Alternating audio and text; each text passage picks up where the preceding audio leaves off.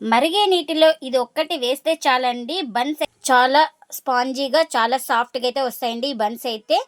ఈ బన్స్ చాలా ఇష్టంగా తింటారండి పిల్లలు కానీ పెద్దలు కానీ, అంత టేస్ట్గా అయితే ఉంటుందండి. ఇంకెందుకు ఫ్రెండ్స్ ఆలస్యం, ఎలా చేయాలో ఏంటో అనేది వీడియోలోకి అయితే వెళ్ళిపోయి చూద్దామా. మరి ఇంకా ముందుగా ఒక బౌల్ తీసుకొని ఇప్పుడు నేను ఇక్కడ గోరువెచ్చని నీళ్ళు అయితే ఈ బౌల్ నిండి అయితే తీసుకున్నాను. మనకు వాటర్ వచ్చేసి 100 ml తీసుకున్నాను నేను ఇక్కడ వాటర్ అయితే. ఇప్పుడు ఇందులోకి ఒక 3 స్పూన్ల దాకా షుగర్ని అయితే వేసుకుంటున్నాను.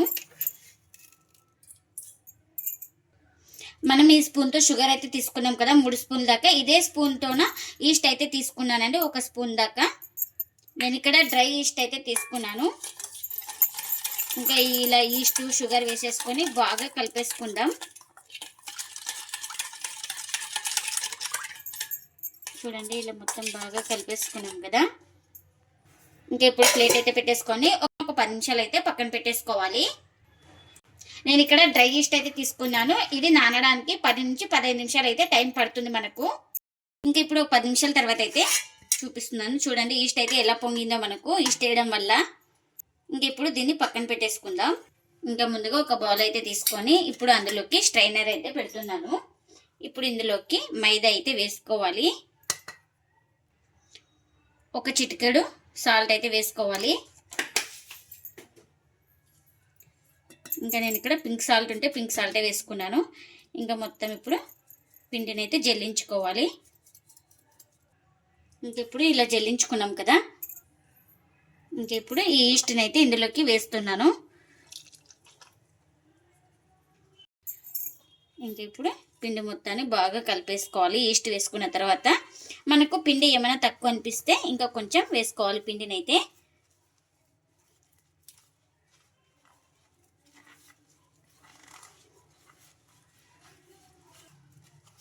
ఇలా బాగా ఇలా ప్రెస్ చేసుకుంటూ పిండిని అయితే సాఫ్ట్గా కలిపేసుకోవాలి. నాకు ఇక్కడ కొంచెం పిండి అయితే గట్టిగా అనిపిస్తుంది. ఇంకా 1 స్పూను మనం ముందుగానే కాచుకుంటాం కదా వెన్నీళ్ళు, అవే వెన్నీళ్ళు అయితే వేసుకోవాలి.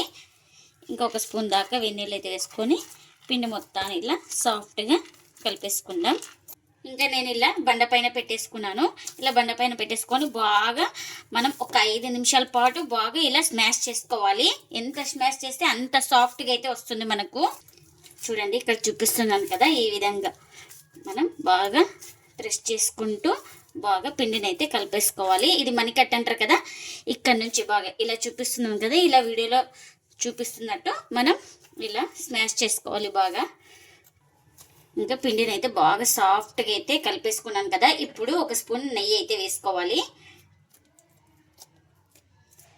చూడండి 1 స్పూన్ దాకా నెయ్యి అయితే వేసుకుంటున్నాను. ఫస్ట్ ఇలా నెయ్యి వేసుకొని పిండిని అయితే బాగా కలిపేసుకోవాలి. ఈ విధంగా ఇలా బాగా సాఫ్ట్గా తడిపేసుకున్నాం కదా. ఇంకా నెయ్యి వేసి కూడా బాగా సాఫ్ట్గా అనేసుకున్నాను. చూపిస్తున్నాం కదా, పిండి మొత్తాన్ని ఇలా బాగా సెట్ చేసుకోవాలి మనం. ఇలా నెయ్యి అయితే అప్లై చేసుకున్న తర్వాత ఇలా కిందకి పోవాలి మొత్తం. ఇంకా ఇలా ఇక్కడ కూడా బాగా సెట్ చేసుకొని ఇలా ఉండాలి మనకు. ఇంకా ఈ పిండి ముద్దని ఇదే బౌల్లో అయితే పెట్టేసుకొని ఇంకా ఇప్పుడు పైన కూడా కొంచెం గీ అయితే వేసుకుందాం.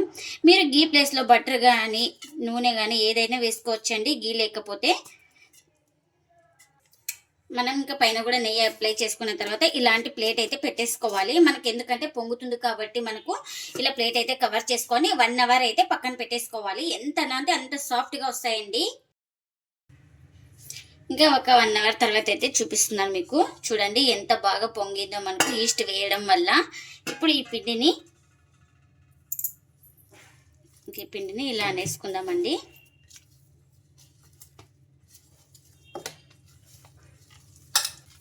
ఇంకొకసారి ఇలా మొత్తం బాగా కలిపేసుకుంటున్నాను. ఇక్కడ చూపిస్తున్నాను కదా మీకు, ఇలా బాగా కలిపేసుకొని ఇంకా మనకు ఎంత కావాలో అంత సైజ్ అయితే పిండిని అయితే తీసుకుంటున్నా. నేను ఇక్కడ ఈ సైజ్ అయితే తీసుకుంటున్నా. ఇంక ఇక్కడ ఈ సైజ్ అయితే పిండి ముద్దను తీసుకొని ఇలా నేను ఇక్కడ చూపిస్తున్నాను కదా, ఇలా అనేసుకోవాలి. మనకు బన్ షేప్ అయితే రావాలి. ఇక్కడ చూడండి ఇలా అనేసుకున్నాను కదా. ఇలా పిండి ఉంటుంది కదా బ్యాక్ సైడ్ అయితే ఇలా మొత్తం ఇలా అనేసుకోవాలి. ఇలా ఒకసారి అనేసుకుంటే మనకి ఎక్కడ క్రాక్స్ లేకుండా బాగా వస్తుంది రౌండ్గా. చూడండి ఎంత రౌండ్గా వచ్చిందో. ఇంకా ఒక ప్లేట్లోకి అయితే తీసి పెట్టేసుకున్నాను. ఇంకా మళ్ళీ ఒకటి చేసి చూపిస్తున్నాను మీకు, బాగా అర్థమవుతుంది అనేసి. ఇంకా ఇలా ఇక్కడ చూపిస్తున్నాను కదా, ఈ విధంగా పిండి మొత్తం బాగా సెట్ చేసుకొని ఇలా బ్యాక్ సైడ్ కూడా సెట్ చేసుకొని ఇలా రౌండ్గా చుట్టేసుకోవాలి. మనకు బ్యాక్ సైడ్ కానీ ఫ్రంట్ కానీ బాగా వచ్చేస్తుంది ఇలా.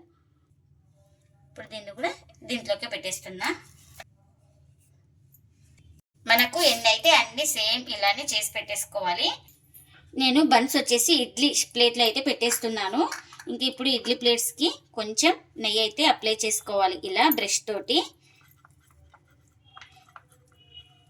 ఇలా నెయ్యి అప్లై చేయడం వల్ల మనకు బన్స్ అయితే ఈజీగా ఊడొచ్చేస్తాయి ఇలా నెయ్యి లోపల. ఇంకా రెడీ చేసి పెట్టేసుకున్నాం కదా, ప్లేట్లోకి అయితే మనం ఒక్కొక్కటి నిదానంగా తీసేసుకొని ఇంకా ప్లేట్లోకి అయితే పెట్టేస్తున్నా ఇలా.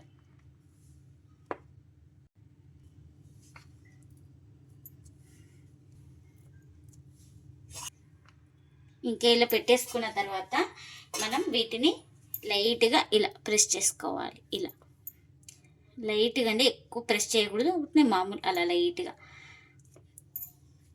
ఇలాంటి పెద్దది బౌల్ తీసుకొని ఇప్పుడు ఇందులోకి ఈ ఇడ్లీ పాత్రను అయితే పెట్టేస్తున్నాయి, ఇడ్లీ స్టాండ్ని అయితే ఇలా పెట్టేసుకొని ఇప్పుడు ప్లేట్ అయితే కవర్ చేసుకోవాలి. ఇలా ప్లేట్ కవర్ చేసుకొని 1/2 అవర్ అయితే అలాగే వదిలేయాలి.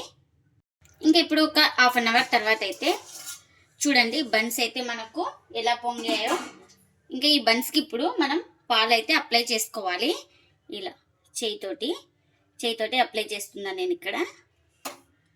ఇంకా ఇలా మనం కాచి చల్లార్చిన పాలైనా పర్వాలేదు, మనకు పచ్చి పాలైనా పర్వాలేదు, ఏవైనా పర్వాలేదండి. ఇలా మొత్తం ఈ బన్స్కి అప్లై చేసుకోవాలి పాలు అనేది.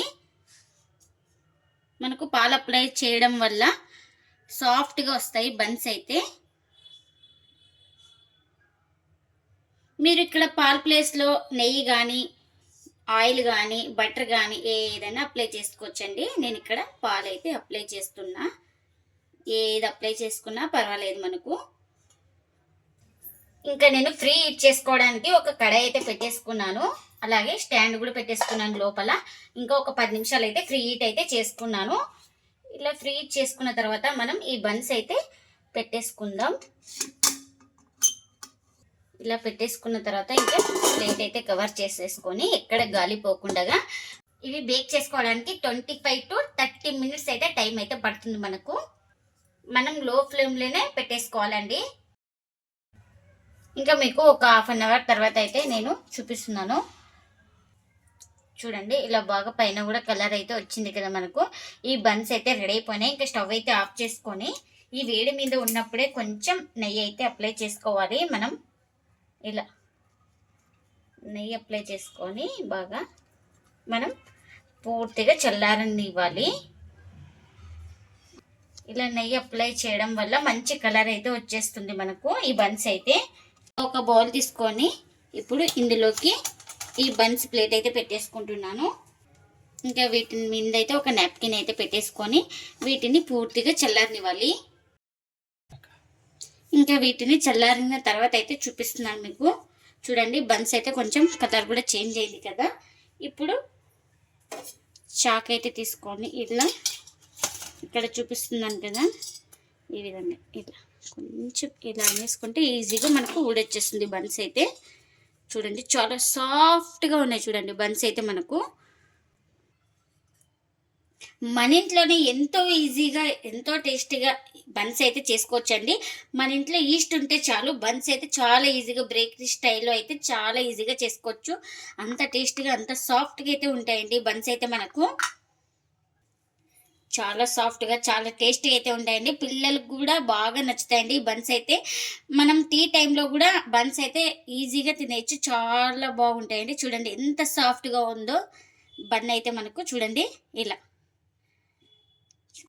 మీరు కూడా తప్పకుండా ఒకసారి ఇలా ట్రై చేయండి. మీకు ఎలా వచ్చిందో కామెంట్ అయితే చేయండి ఫ్రెండ్స్. ఇదండి ఇవాళ బ్లాగ్. ఈ వీడియో కనుక నచ్చితే ప్లీజ్ లైక్ చేయండి, షేర్ చేయండి, కామెంట్ చేయండి, అలాగే లైక్ చేసి సపోర్ట్ చేయండి friends. Thanks for watching. Bye bye.